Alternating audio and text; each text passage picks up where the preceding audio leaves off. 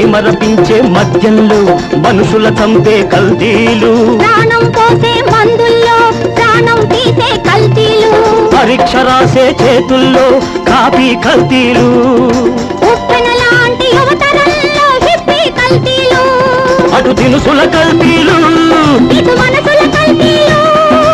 ఎక్కడికెళ్తుంది దేశం ఏమైపోతుంది, ఎక్కడికెళ్తుంది దేశం ఏమైపోతుంది, ఎక్కడికెళ్తుంది దేశం ఏమైపోతుంది.